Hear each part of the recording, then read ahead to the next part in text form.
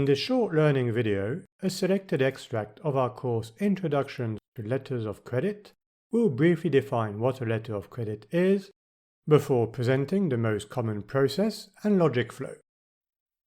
Let's get started by talking about what a letter of credit is. In certain situations, especially when dealing with complex or high-risk international trade operations, both buyers and sellers may find it necessary to enhance the security and assurance of delivery or payment. This is where a bank-issued letter of credit, often referred to as LC, LOC, or L/C, becomes a valuable tool. Simply put, a letter of credit is a financial document issued by a bank acting on behalf of a buyer. Its primary function is to ensure that payment will be made to the seller under specific conditions. This payment is triggered upon the presentation of specified documents and compliance with agreed upon terms and conditions. Essentially, a letter of credit serves as a secure method for facilitating international trade transactions by effectively managing and mitigating payment risk for both the buyer and the seller. To put it in plain English, it's a promise from a bank to pay a seller on behalf of a buyer once certain specific delivery conditions are met. It's important to note that while a letter of credit provides security, it does add complexity to the shipment organization process. This complexity involves fulfilling multiple obligations. For a smooth logistic execution, it's crucial to secure a copy of the LC and ensure you have sufficient expertise or access to expert consultation. On this slide, we'll review the most typical letter of credit process. Variants to this process will exist, but it should give you a good understanding of how most letters of credit work.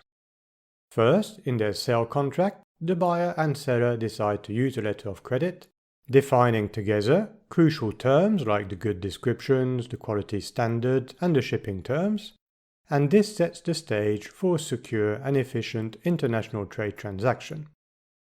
The buyer then applies for an LC from the issuing bank, providing key details like the transaction value, the shipping destination, and specific conditions crucial for the LC. Next, the issuing bank evaluates notably the buyer's creditworthiness and the overall risk associated with this transaction. Upon approval, they release the LC document, a binding commitment. It outlined payment terms, document requirements, and key conditions crucial for the trade transaction.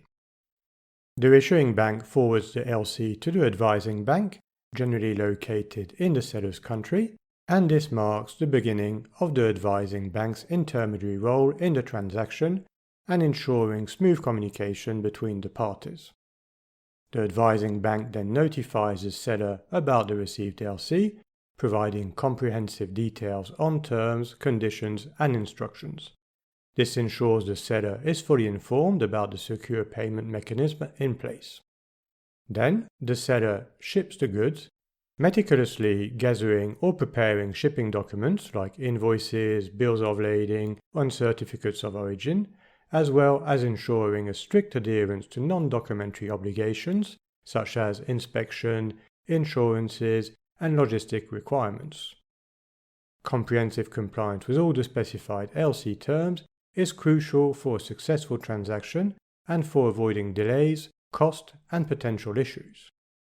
The seller then promptly submits all gathered documents and other proofs of compliance to the advising bank for verification and processing. Serving as an intermediary, the advising bank may conduct an initial documentary verification. However, regardless of this initial check, their primary role is to forward the received documents to the issuing bank. The issuing bank takes on the responsibility for the subsequent stages of document verification and payment processing. In the next stage of the process, the issuing bank meticulously reviews and validates all the submitted document. This thorough examination is crucial to ensure strict compliance with the terms outlined in the letter of credit. It guarantees the authenticity and accuracy of the paperwork, maintaining the integrity of the transaction. The bank notifies the seller of any discrepancies, allowing for correction and resubmission to align with LC conditions. Alternatively, negotiations with the buyer or issuing bank may occur to seek acceptance of the discrepancies and often involve amendment of the LC terms. These additional correction steps can lead to delays in payment, deliveries, or potential penalties. Upon successful validation, the issuing bank releases the approved documents to the buyer, signaling that the seller has fulfilled the conditions necessary for the payment.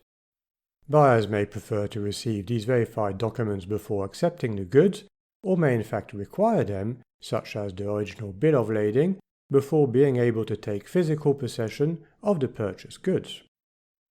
In accordance with the terms outlined in the LC, the buyer initiates the payment process, ensuring the availability of funds and adhering to the agreed-upon payment schedule. Finally, the issuing bank, having received the buyer's payment, initiates the transfer of funds to the seller, marking the final stage in completing the financial transaction. This concludes the standard LC process we've just reviewed. We hope you enjoyed this video. Don't hesitate to subscribe or use the U10 coupon to get our course at a discounted rate. Thank you for your attention.